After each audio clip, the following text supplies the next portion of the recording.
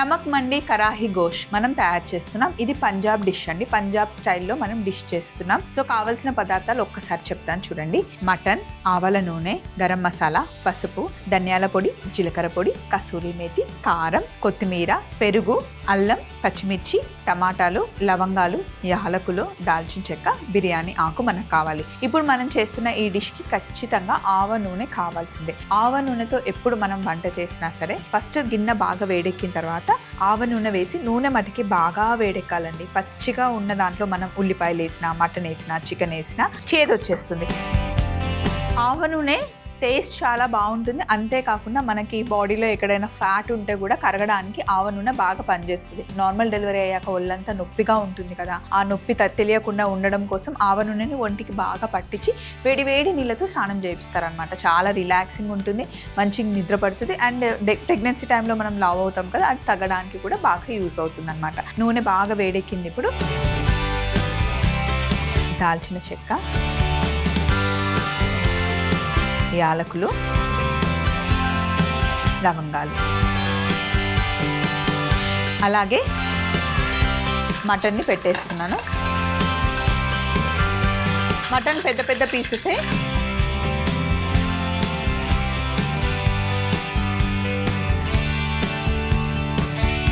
అలాగే ఇందులో బిర్యానీ ఆకు కూడా వేసేసి మూత పెట్టేస్తున్నాను.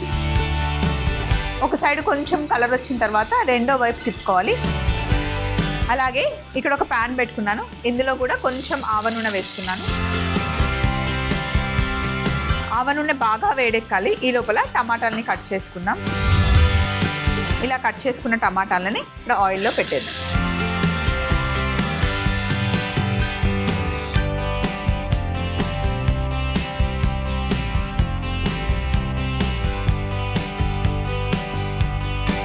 టమాటాలు వేసిన తర్వాత కొంచెం వాటర్ వేస్తున్నాను. ఆ బాయిల్ అయితే స్కిన్ ఆటోమేటిక్గా వచ్చేస్తుంది. అలాగే మటన్ ఒక సైడ్ కొంచెం కలర్ వచ్చి ఉంటుంది. ఇప్పుడు మటన్ని రెండో వైపు తిప్పుకుందాం. ఇలా మంచి కలర్ రావాలి.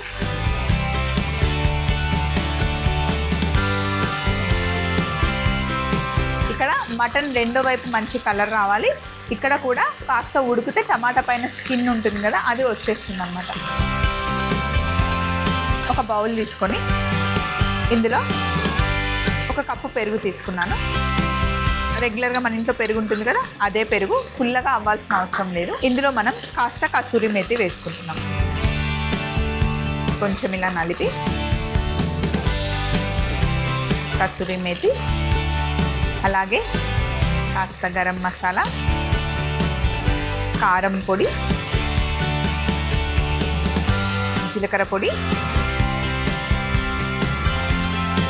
పసుపు, ధనియాల పొడి, మొత్తం మటన్కి కూడా సరిపడా ఉప్పు ఇక్కడే వేసేస్తున్నాను. ఉప్పు వేసేసుకొని మొత్తం మంచిగా మిక్స్ చేసేసుకోవాలి. ఇందులో కొంచెం వాటర్ కూడా మిక్స్ చేసుకోవచ్చు.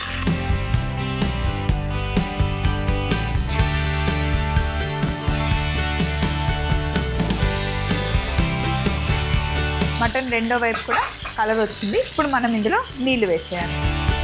ఎక్కువ నీళ్ళే పడతాయి, ఎందుకంటే మటన్ బాగా కుక్ అవ్వాలి కదా. అలాగే ఇక్కడ టమాటాలు ఉడుకుతున్నాయి, ఒకసారి చూద్దాం. ఇక్కడ టమాటాలు కొంచెం నీళ్లు వేసి ఉడికిస్తున్నాం కదా, ఇలా అంటే పైన స్కిన్ వచ్చేస్తుంది చూడండి.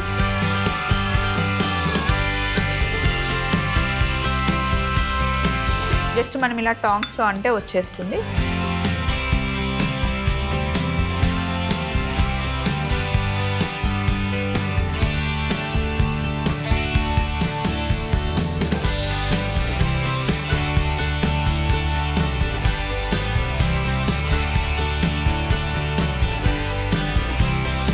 స్టవ్ ఆఫ్ చేసేసి ఈ టమాటాలని ఈ మటన్తో పాటు వేసేసుకోవాలి. ఉడికించిన టమాటాలు అన్నమాట.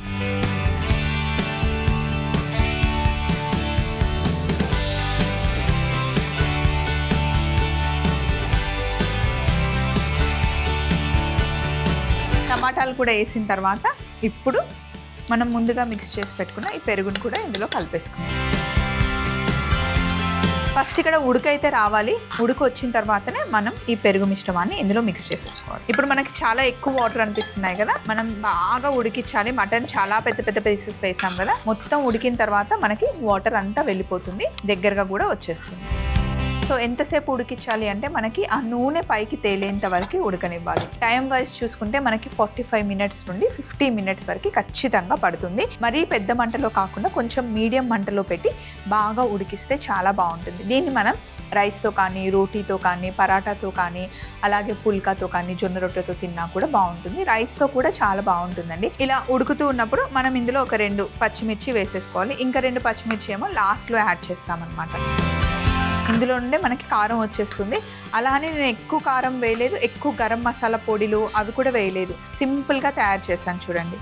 పంజాబ్ స్టైల్లో చేస్తున్న నమక్ మండి కరాహీ గోష్ ఉంది కదా, దీన్ని కడాయి గోష్ అని కూడా అంటారు. యాక్చువల్లీ ఇలా ఇనుప కడాయిలోనే చేస్తారనమాట. పెద్ద పెద్ద ఇనుప కడాయిలు పెట్టి ఎక్కువ క్వాంటిటీలో చాలాసేపు కుక్ చేస్తారనమాట. ఇప్పుడు మనం కొంచెం క్వాంటిటీయే కాబట్టి మనకి 45 మినిట్స్ 50 మినిట్స్ అలా పడుతుంది.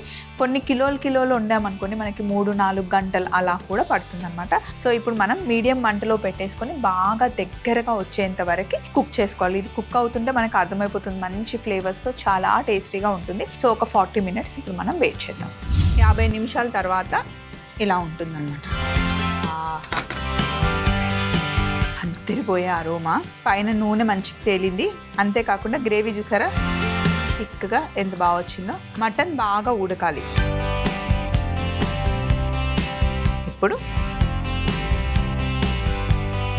గ్రేవీ వేసేసుకుందాం కింద.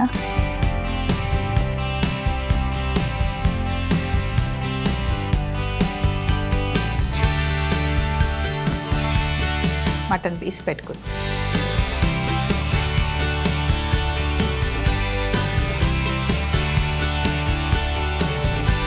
ఇప్పుడు పచ్చిమిర్చితో సింపుల్గా గార్నిష్ చేద్దాం. అలాగే టమాటోస్, అలాగే పైన కాస్త అల్లం, కొత్తిమీర.